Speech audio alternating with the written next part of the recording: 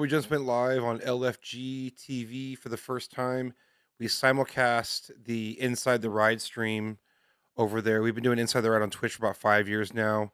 And there's all this buzz around LFG TV. Tonight was the first night, their opening night. Here are some early takeaways and kind of what stood out to me. What I really like is this little artist entitled Now Playing thing they put up in the corner up here on the top of the screen. I mean, this is really handy.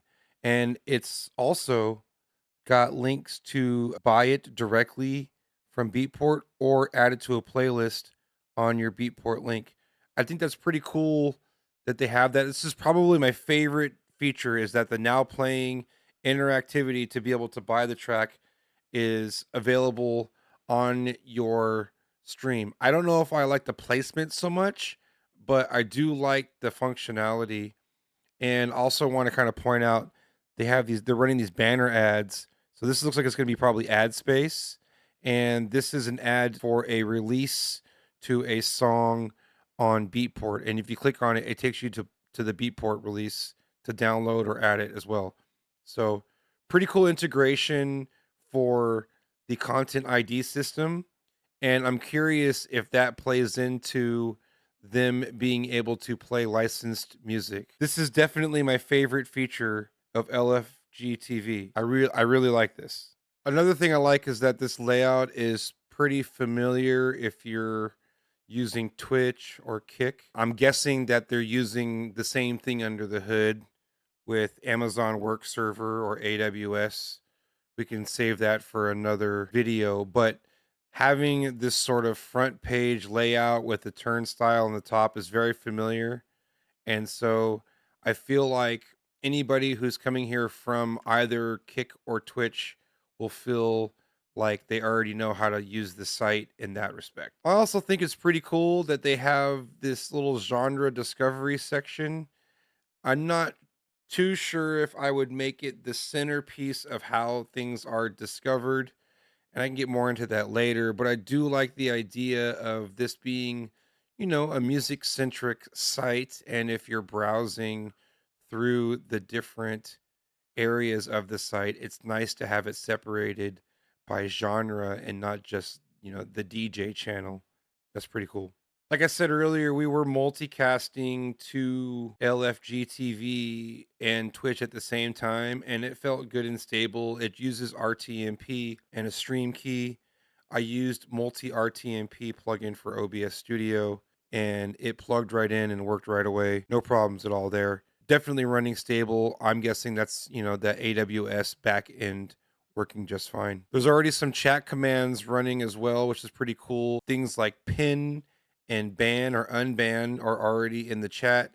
And it looks like there's a raid feature as well for those who are wondering if you can raid in LFG. There's definitely a /raid command in the chat. Another thing I like, and I haven't seen anybody doing it yet, but if you go into your profile settings, you can see that the image requirements for your profile picture is a minimum of 200 by 200 pixels, maximum of 10 megs, which is a pretty big file for an image, and can be JPEG, PNG, or GIF, which means we should be able to have animated profile pictures. That's kind of cool. Continuing on with the profile features, you can see all the different social media links that they allow you to add to your profile.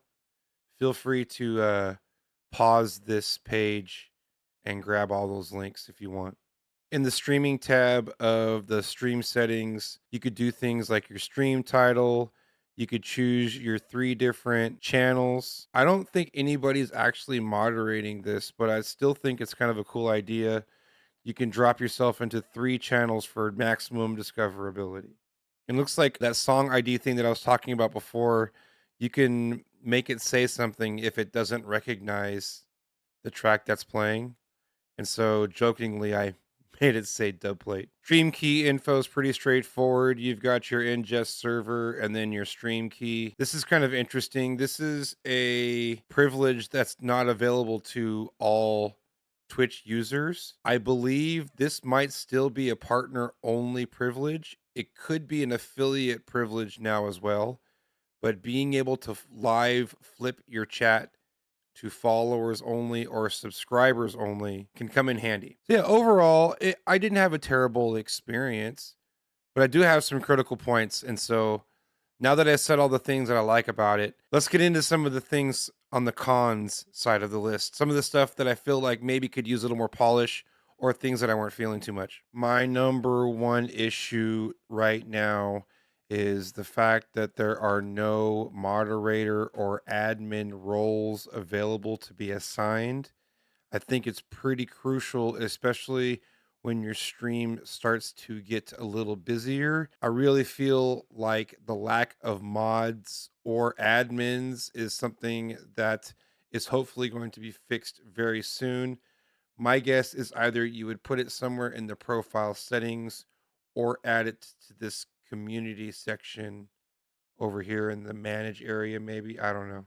One of my biggest gripes so far for this site is the fact that it's pretty much optimized for desktop at the moment. I'm really hoping that a mobile web version or something optimized for mobile, because right now, this is what's happening with that track ID thing I was showing you. It just gets completely cut off by the buttons. LFGTV, you need a mobile app and you need a good one because Twitch's app is garbage too. I think separating channels by genre is an interesting approach. I understand how it makes sense at a certain scale. And you can pick three, and I really don't think anybody's moderating it, which means they're going to look for the most popular channel and make that one of their three. So, yeah, we'll continue to simulcast on LFG.TV in the future. Right now, we have about 11 followers on LFG TV from that one stream. Sending much love and respect to those in the development team of LFG TV. I appreciate what you guys are doing. I'd like to see it get better.